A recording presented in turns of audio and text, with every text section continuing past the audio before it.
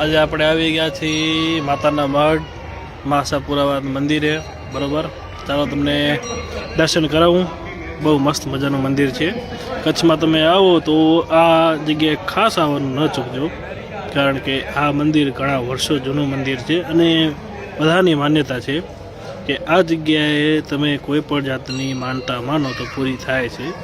જોકે ઘણા ખરા લોકોનો આ વિશ્વાસ અને આસ્થાનું જગ્યા છે, તો જરૂર આવજો ભાઈઓ. તો આપણે આવી ગયા છીએ માતાના મઢ આશાપુરાના દર્શન કરવા માટે. કચ્છમાં આવો એટલે આ જગ્યાએ ખાસ આવજો, જોયા જેવી જગ્યા છે, મસ્ત.